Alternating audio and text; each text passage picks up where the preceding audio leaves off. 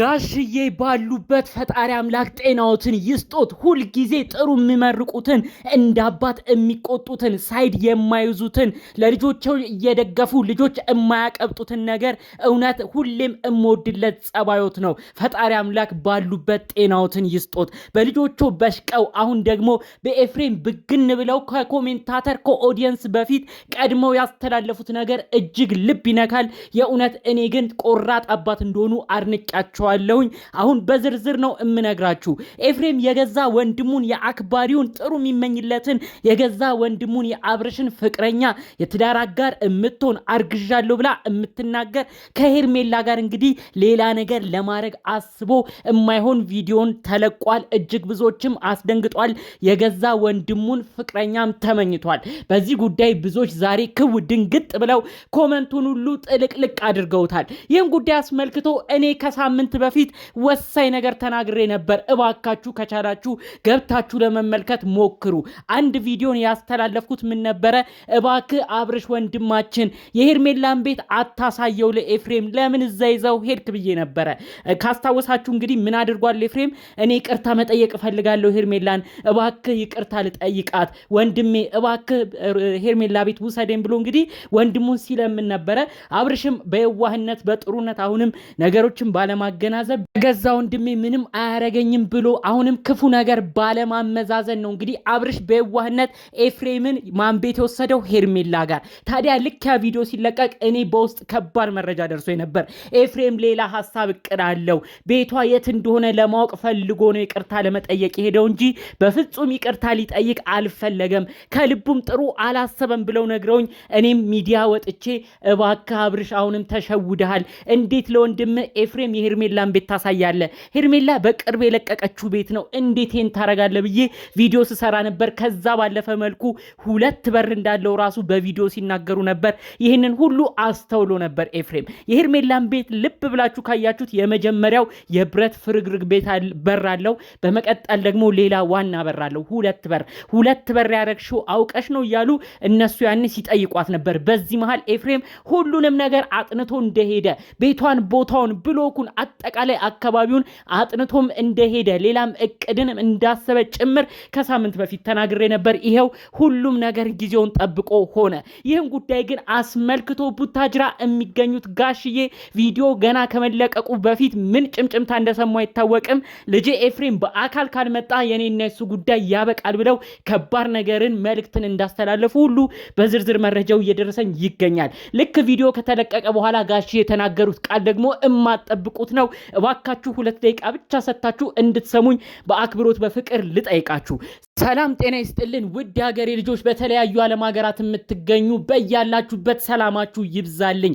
የአብርሽ የገዛ ፍቅረኛው ተነካበት ብላችሁ ለእውነት ለሐቅ ቆማችሁ ኧረ እባክህ ኤፍሬም የማይሆን የወረደ ስራ አትስራ እያላችሁ ስትቆጡ ስትገስጹ የነበራችሁ፣ ሁሌም ሰው ሲጎዳ ሰው መጠቀሚያ ሲሆን ማየት የማትፈልጉ ለአብርሽ ስትከራከሩ የነበራችሁ ውድ ቅን የሀገሬ ልጆች በያላችሁበት ኧረ እናንተም ፈጣሪ አምላክ እንዲህ ጭንቅ ጥብብ ባላችሁ ሰዓት ሰው መጠቀሚያ መረማመጃ ባረጋችሁት ሰዓት ልክ ሰዎች የኔ ብላችሁ ሁሉም በከዳችሁ ሰዓት ፈጣሪ አምላክ ዋስ ጠበቃ ይሆንላችሁ። ሁሌም ለሰው ዋስ ጠበቃ ሆናችሁ ኮመንት እንደምታረጉ ሁሌ የኔ የወንድማችሁ ምርቃት የሚመቻችሁ ደግሞ እባካችሁ የዛሬው መረጃ ሁሉም ሰው ጋር እንዲደርስ ላይክ አድርጉልኝ። የዛሬው ቪዲዮ ላይክ ያስፈልገዋል።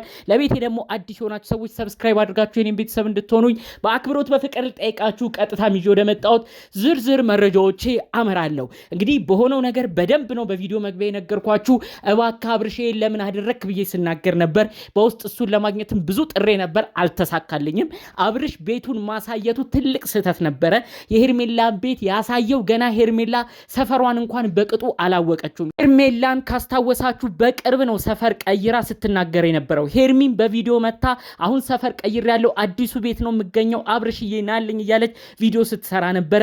ታዲያ አሁን ያለችበት ቤትም ጥብቅ ያለ ሴኩሪቲ ያለው ሁሉ ነገር ደህንነት ተሰምቷት የምትኖርበት ቤት ነበር ይመሰላት።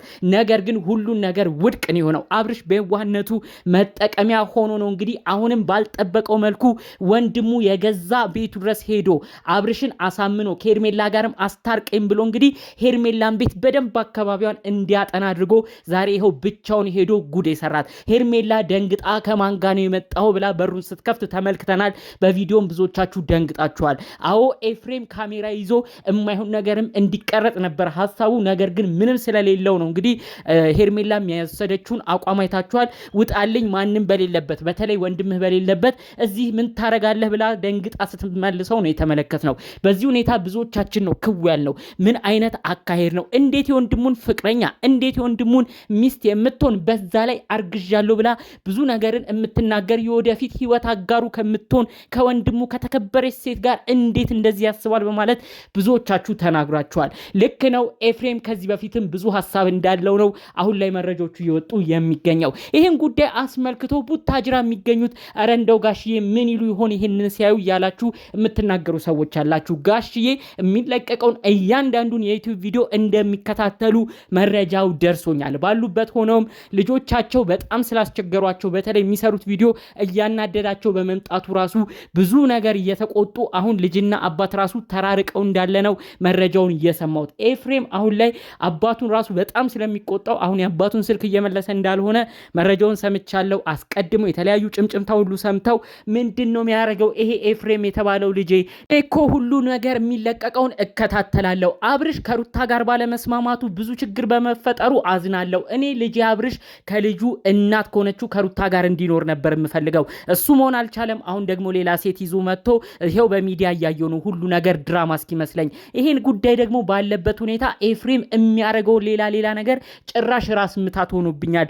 ምንድነው የሆኑት እነዚህ ልጆቼ ብለው በጣም በሁኔታው ተናደው ነበር። አሁን ደግሞ ይሄን የተለቀቀውን ቪዲዮ እንዳለ የብዙ የሰፈር ልጆች አጠገብ ያሉ ሰዎች አረጋሽ ተመልከቱ፣ ይሄው ኤፍሬም እኮ ጭራሽ የአብርሽ የሌላ ልጆትን የሆነውን የሱን ሚስት ፍቅረኛ እየተመኘ ነው ብለው ቪዲዮ ለቀው ነበር። ታዲያ በሁኔታዎች ሁሉ ተናደው ደጋግመው በማታ ለኤፍሬም ሲደውሉም እንደነበር በዝርዝር መረጃው እየደረሰኝ ይገኛል። ኤፍሬም ያደረገውን ነገርም ስላወቀ አሁን ላይ የአባቱን የጋሽዬ ስልክም እየመለሰ እንዳልሆነ በዝርዝር መረጃው ደርሶኛል። እባክህ ኤፍሬም የምትሄድበት ጎዳና አያዋጣህም። እህትህ ቡዜ በብዙ ምክር የምናቃት የዋሁ ወንድምህ አብርሽ አባትህ ጋሽዬ በቁጣቸው የምንወዳቸው የአባትነት መልእክታቸው እጅግ የሚጥመን አጠቃላይ እነዚህ ቤተሰቦች በአንተ አዝነዋል። ይሄ ቪዲዮ ሲለቀቅ አብርሽም ባለበት እንደተመለከተ በዝርዝር መረጃው ደርሶኛል። ከሁሉም ጋር ተቆራርጠህ ከማን ጋር ልትኖር አስበህ ነው እንዲህ የሚያስደነግጥ ቪዲዮን የምትለቀው? ሄርሜላን እውነት ፈልገህ ነው ወይስ ሌላ ነገርን እያሰብክ ነው? አብርሽ እኮ ከፋም ለማም ወንድምህ ነው። ከዚህ በፊት በቪዲዮ ተናግሯል። አብርሽ ስላንተ እንዲህ ነበር ያለው።